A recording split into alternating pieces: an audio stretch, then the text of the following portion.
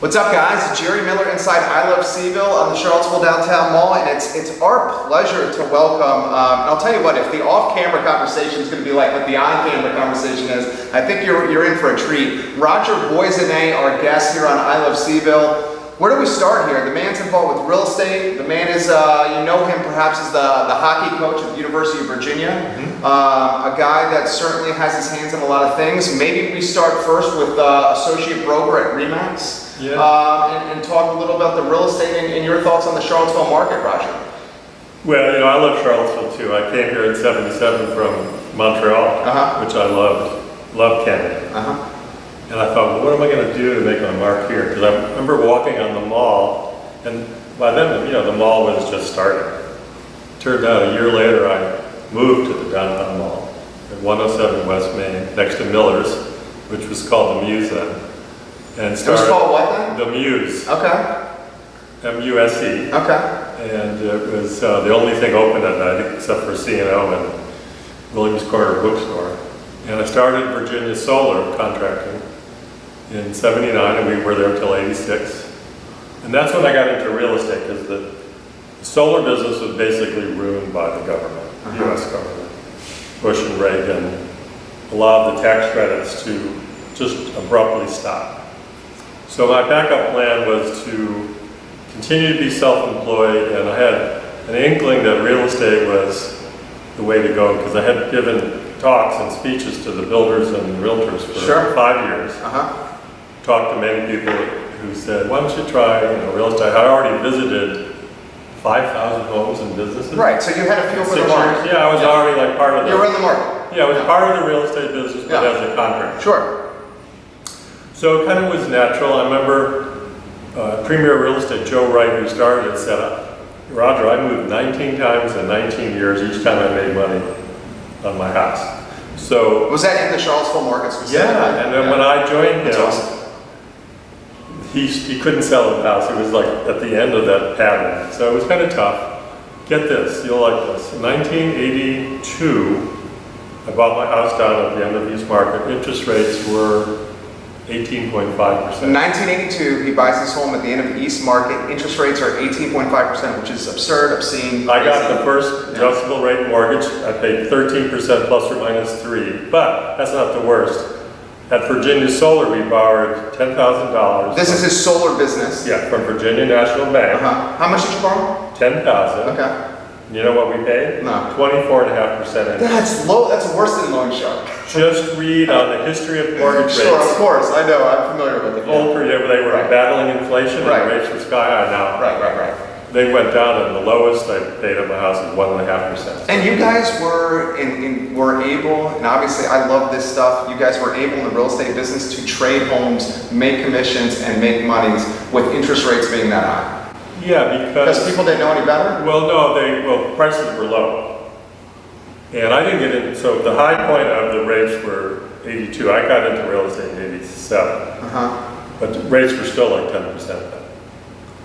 And so, the market was depressed, but in those days you could actually find some nice land to buy and build a nice house, and they were just starting Forest Lakes, and everything was just starting, it seemed like.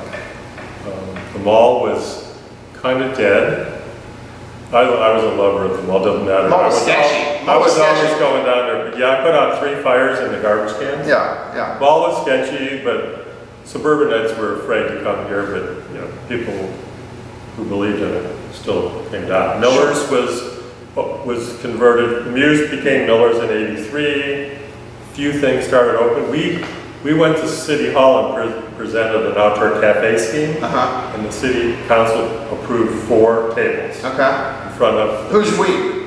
The guy, Mr. Kaysen, who owned the Muse, George Kaysen. Remember that name? He's still selling vegetables at the city market. So. And then a friend of mine, we did a rendering, gave it to this. I still have it. So the first cafe was in '81 or '82, and that was the beginning of it was like eating outside. But still, the mall was not a very successful place. Real estate was hard to sell downtown. Right. And this all changed when Lee Danielson came to town and said, I want to revitalize downtown. I'm going to build an ice skating rink. Yeah, yeah. And I'm going to also build a movie theater and lease it to Regal Cinema. And I'm going to build Downtown Grill. There used to be like an arcade there. And we're going to put it in a Baskin Robbins only if we can get the city to approve a drive-through mall crossing, which at that point was very controversial. Very controversial. Is that the 2nd Street crossing right there? Yeah, the one by the Regal Cinema. Right. By Downtown Grill. That was the first of the 2. Okay. So they're all tied together, and I remember taking pictures of the Reston, the Reston Cinema, Reston Town Center, as a mall crossing, and taking it to City Council. There was a lot of debate. Some people thought the mall's a park. We don't want to have cars going through the park, but the mall's not a park. No.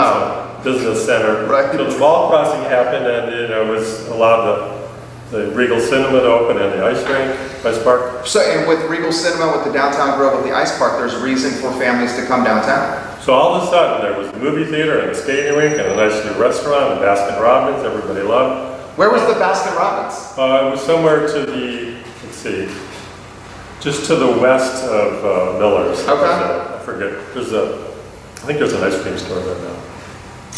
So now people had a reason to go downtown. And then if it's fun to go downtown again, or for the first time, now we might as well live near there. Sure. So real estate started to take off. Things appreciate. I mean, the city made its investment in the downtown mall starting in '95 over and over. Someone should do a little economic analysis. I mean, you're going to give some credit to like the Mitch Van Yahres, the Ludwig Kuttners, the Allan Cadgenes. Yeah. Mitch was city council when they voted for the mall, which was a 3-2 vote. And Mitch Van Yahres and Bill Elwood from UVA, he's a professor. They built the first condo, which I rented in 1979. So they actually invested in the downtown mall too. Allan Cadgene and Gabe Silverman. They came from California. Right. Gabe's first project with Allie was converting the Mickey building. That's right, where Tin Whistle Irish Pub is right now. We toured. I used to be in theater in Fort County Players. You used to be in theater too. What are you, a Renaissance man? Well, I did 3 plays at Fort County. So when Fran Sackett Smith moved here, we said we should start a local theater group.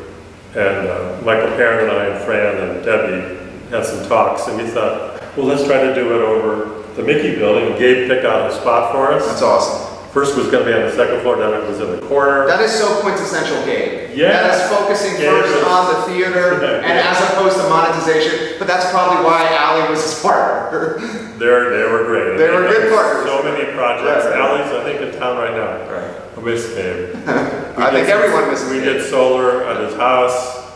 So we started live arts. And, well, it was early 80s. I got a funny Gabe story for you. I'm in his, his little office over there. Yeah. It was kind of like a dungeon. Full of toys. Yeah. So he's behind one of the desks. Yeah. He's working on a project, working on architectural plans. He's got a cigarette hanging from his lip. Andrew Vaughn, previously of Rapture, goes there and introduces me to Gabe. Says, Gabe, this young man, this is 12 years ago. This guy needs some office space. He turns around, looks at me, sizes me up, cigarette hanging from his lip. He goes, how much space do you need? I go, it's me and one other guy, okay? And he goes, you know what, how much can you pay? And I said, a couple $100 a month. He goes, I got what you need. Oh, sweet. And I was like, this guy, I mean, who would do that in commercial real estate in Charlottesville? None. Nobody. And you know where Tin Whistle is? There's a park, like a courtyard. Yeah. That could have been a parking lot. In fact, it probably needed to That's be where a the parking live lot. music is, yeah. But Gabe and Allie said, no, we're not going to do the normal thing, which converted into a parking lot.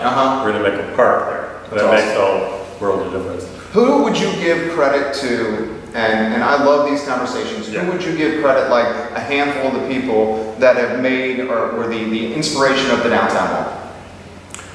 Well, we just mentioned 2 really big ones. And then later on, Ludwig Kuttner and Oliver, that whole family, they've done great stuff. Sandy McAdams was earlier, he was before everybody. He was 76, started the C&O and Daedalus Bookshop. I just saw Sandy a minute ago. He deserves a lot of credit, and all the people that he brought into the C&O. There was just an article in the paper, I think, talking about the early days. Yeah. Conovers, who started papercraft printing, which is where Voisinet is by the Omni. Sure. And then, who else? Well, of course, I talked about Lee. Colin Rolfe was his partner, and Dorothy Batten was Colin's wife. They were really instrumental. Dorothy doesn't get enough credit for being behind that, because when Lee and Colin sort of split up their business, Colin kept the ice rink, Charlottesville Ice Park.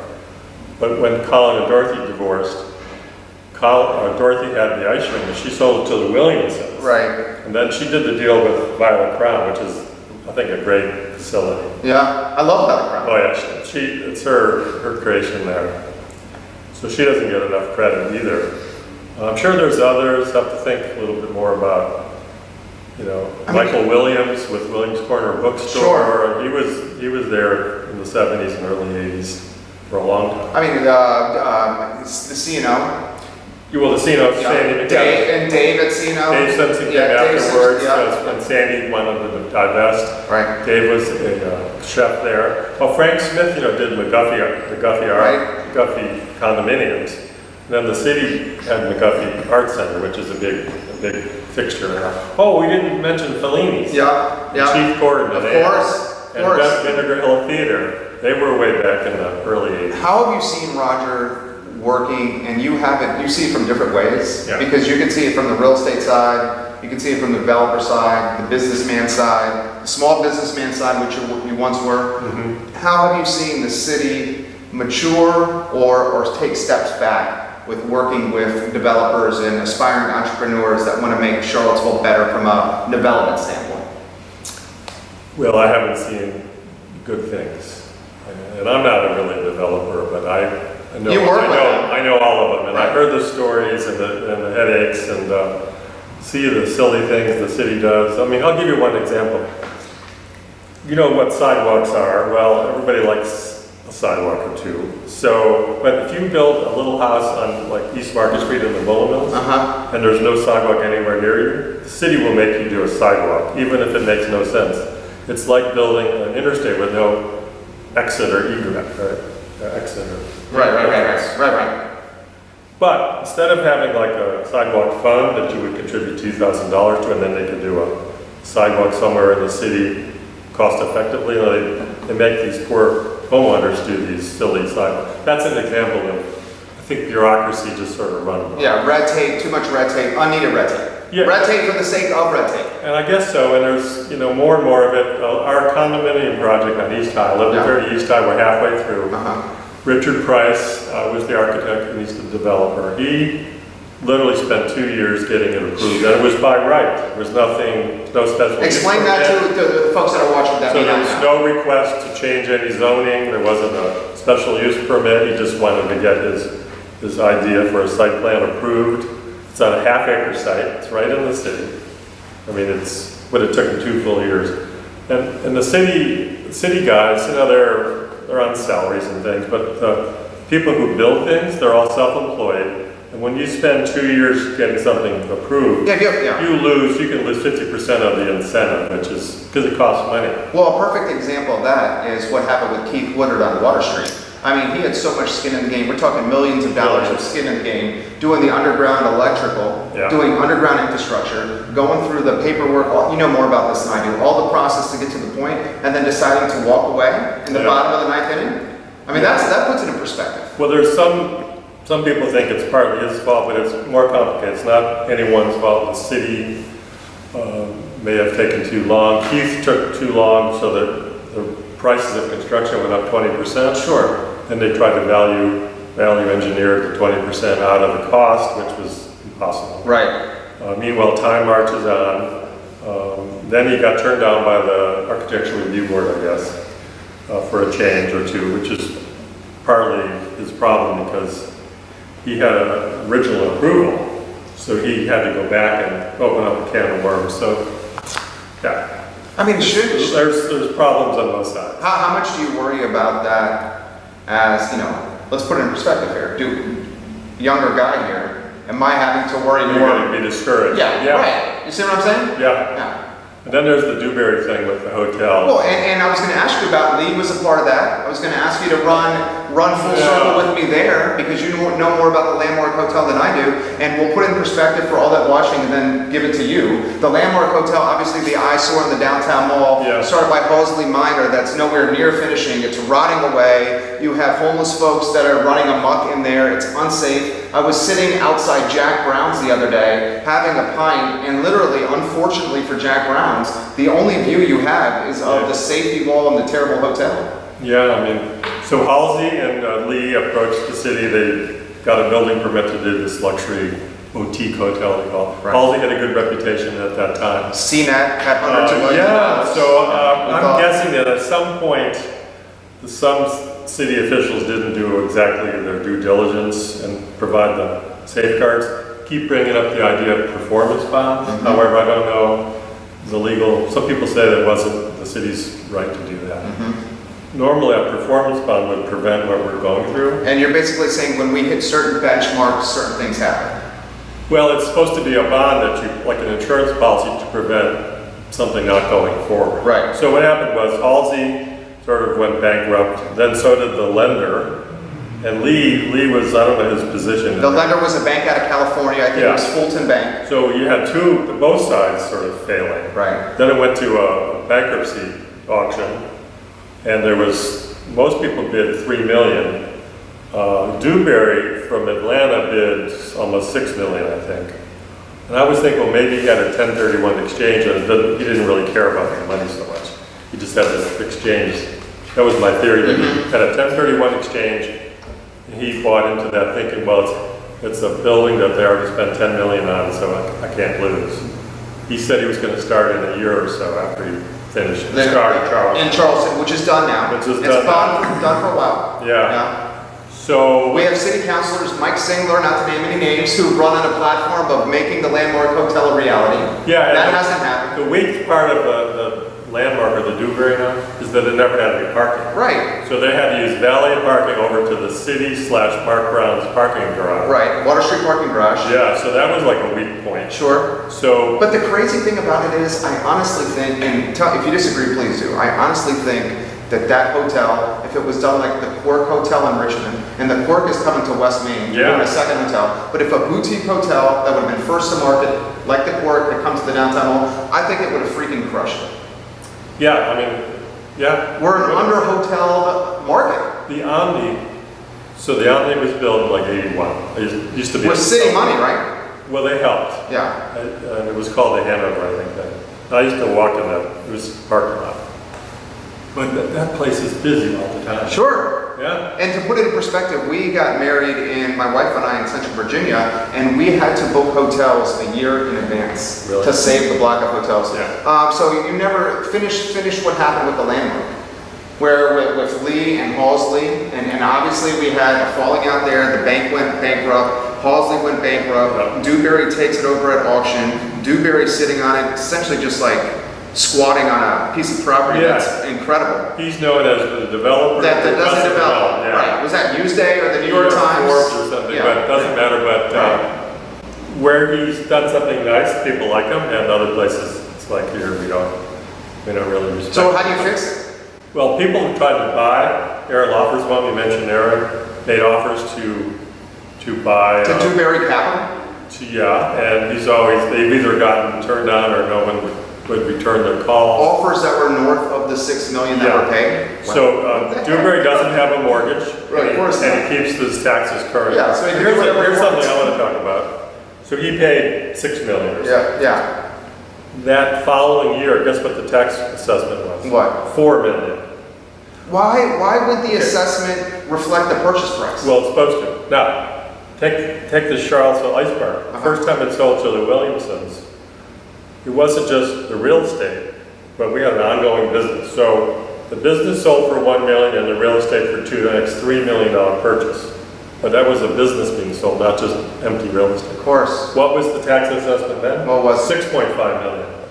So here we have an ongoing civic business contributing to the vibrancy. It's taxed twice as much as the fair market value, 3 times if you go by what I just said.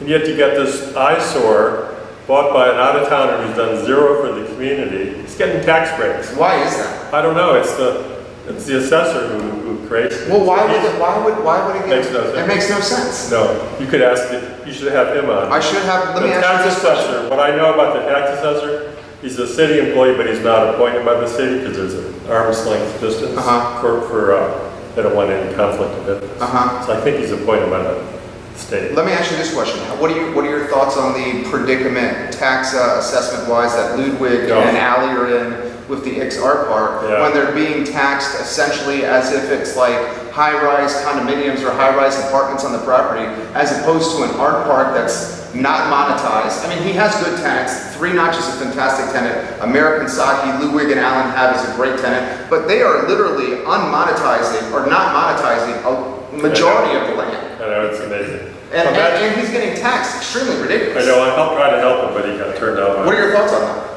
Well, imagine if you had a house that someday in the master plan of the county, they were going to rezone it commercial, but you owned a house that was on a residential corner, and it was worth $200. But imagine if you were taxed as if it was $1 million each year. You would be furious.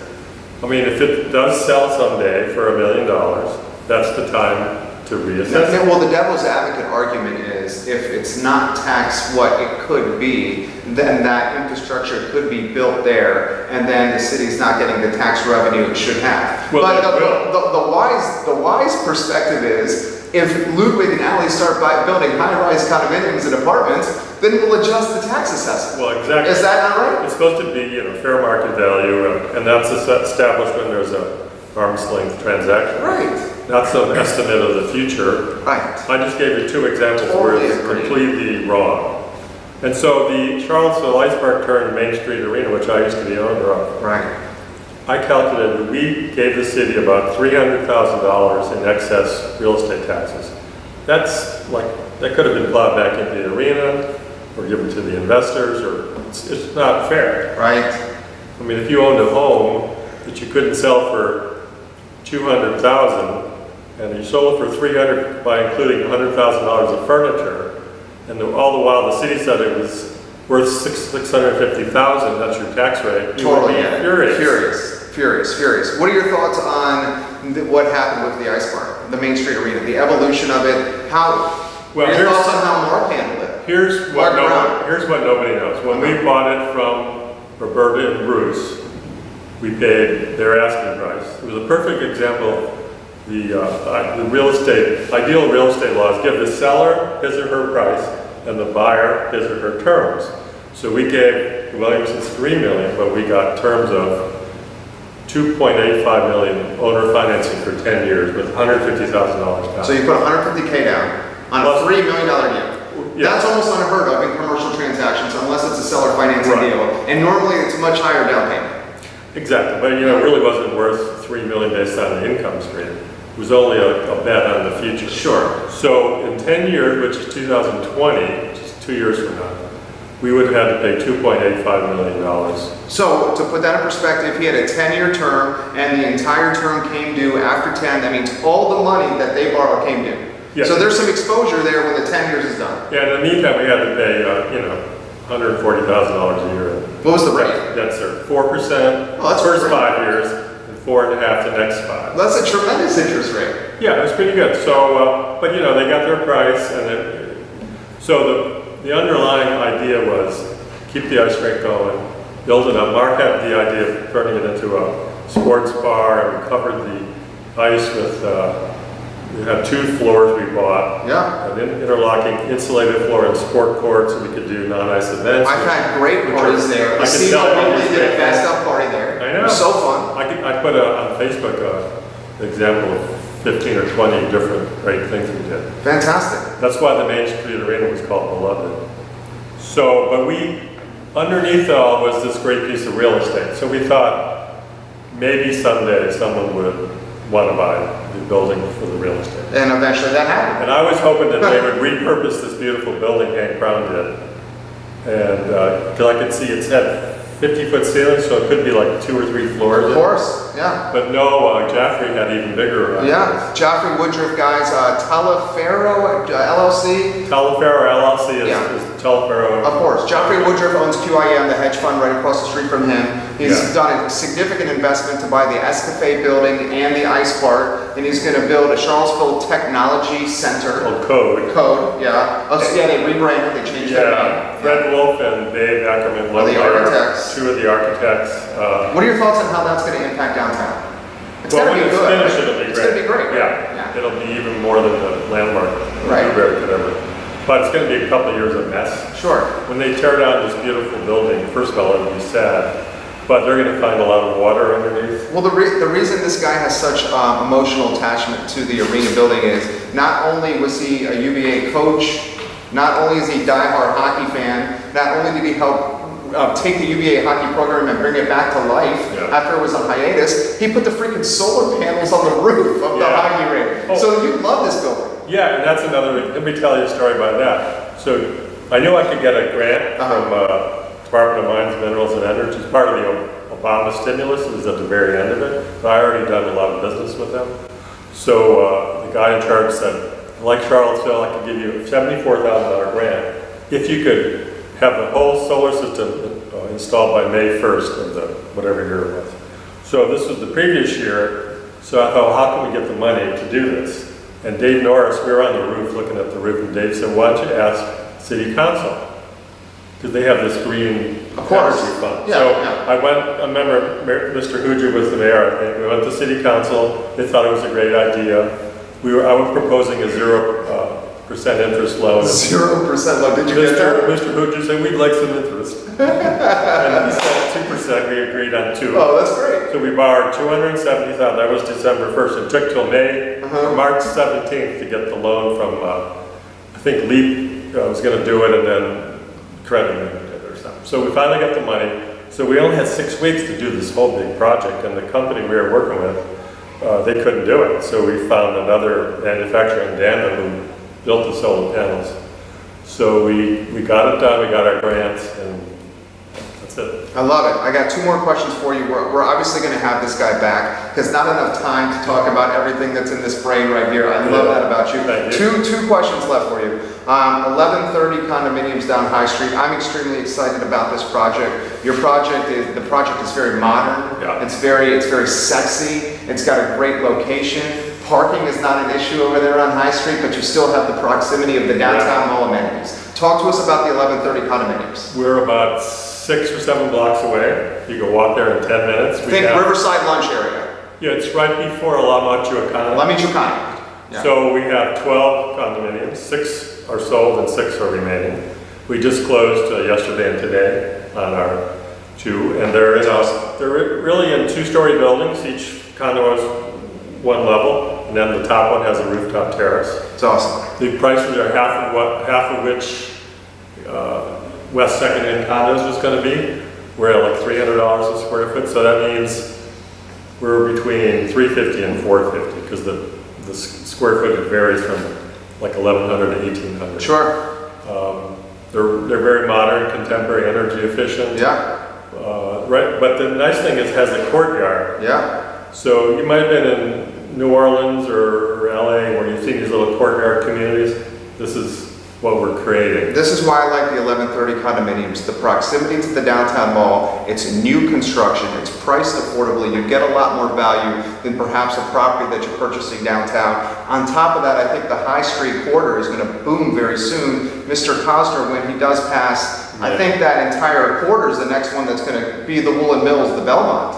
Yeah, there's going to be a similar project to ours, about 400 yards down on the left. Kimberly Lilly is a Cosner. Yeah. She could tell you more. The daughter. She could tell you more about what might happen on the corner there, across from CBS, and maybe on the riverside. And yeah, that brings up the whole like riverside development. It's going to be that's going to be the River District, is I think what it's going to be up calling the High Street. It'll be the River District with river access, and the people that live there are still going to want to walk downtown, but they're going to be more outdoorsy folks. They're going to want to hop on the Rivanna Trail and drop their canoe into the river, the Rivanna River right there. Charlottesville hockey, he is very much involved in. He's one of the influencers behind the scenes, and he's helping bring a rink to life in Charlottesville. So my focus has always been that the ice rink should be at the University of Virginia for a couple of reasons. One is that's where all the customers are. It's centrally located. It's the team. It should be on school grounds. And it's the only place where you can get alumni to donate money to build a facility so you don't have debt service or real estate taxes. So we, when the Main Street Arena closed, I proposed some ideas with some of the alumni, the hockey guys from the 70s. We met some board of visitors. I won't mention names now. We met the vice president. He thought it was a great idea. We have some land sort of earmarked for us over at the grounds. So now we have, with the new president, Mr. Ryan, we're working on establishing a meeting with him soon so we can get his endorsement. I think he would go for it. It's great for his three-pillared ideas of improve community, service, and discovery, how to help the university connect with the larger community. That's his new website called Ours to Shape. You should go on there and see how you can make your own contribution. Jim, President Ryan, in his book on page 47, said he wanted to be an ice hockey player. It's awesome. Didn't That's have great the for skills you. of that. Yeah, he's an athlete. He's got young kids. Yeah. I'm meeting one of his. He seems like such a great guy. He's a great guy. Yeah. He's already writing me letters, calling me Roger, and I'm calling him Jim. And I haven't done it yet. That's so awesome. That's what I love about Charlottesville. Yeah. So that's our next. Our hope and intention is to go full speed ahead with fundraising and get President Ryan's endorsement. A hockey rink on grounds is a no-brainer. It gets more interest on grounds. It gets more fan loyalty on grounds. Yeah. It gets more revenue, tourism, F&B coming to Charlottesville. It's a no-brainer. And I'm calling it the UVA Ice Park because I noticed people love the name Ice Park. And even after 7 years of the Main Street Arena, people were still calling it Sure, the it's Ice Park. Charlottesville Ice Park. Plus, the location that we're sort of temporarily have is at the park. So I think it's going to be great. And we're also right near Barracks Road. Sure, great access to Another way everything. to help the community. Close to the interstate, close to the bypass, Yeah. close to everything. It's a no-brainer. So it's just a matter of pulling it all together, Yeah. going out and talking to the alumni. We have a lot of successful alumni who are hockey players. Now the women, I've had a team since 2000 and I have 18 years of alumni. We've got figure skaters, and then there's just people who love the university. You know what, if there's anyone that's gonna do this, and after this interview, no BS on this, if there's anyone that's gonna help do this, I truly believe you're gonna make this a reality. Well, thanks. And I've really do. already sort of did it at Miami University. And Yeah. I have down the street, we have Lynchburg. So Kirk Handy, who was the player on the team when I coached, he played for Liberty. He approached Jerry Falwell. They got some donors. They built a $4 million ice rink. It's at 1,000. Now it's a $15 million ice arena. They have 5 hockey teams and seats 3,700. They That's expanded awesome. it. And none of it is varsity. Yeah, and Charlottesville and UVA can All totally not house varsity. that. So we met with Carla Williams, who said we're not asking anything of the varsity Yeah. for an athletic department. Yeah. We're not proposing a varsity team, we're proposing Club. non-varsity. Yeah, club. American Yeah. College Hockey Association. Absolutely, and it's exactly what happened with the squash program at UVA. Yeah. Slow steps, and now the squash program, thanks to Joffrey Woodruff again at Voisinet, is an epicenter. This is exactly what's going to happen with hockey. Yes. Steps each year in a positive direction. We might be varsity in 20 years, I don't really care. Yeah. We could create a great authentic experience for the Absolutely. players And the community. fans and everybody. Yeah, Roger, you killed it. We're going to Thanks, do this again. Jerry. You killed My it. pleasure. Seriously, you killed it. Thanks. Guys, Roger absolutely crushed it today. We'll have him back on I Love CVille without question. Thank you very much for joining us. It's absolutely good to be with you guys.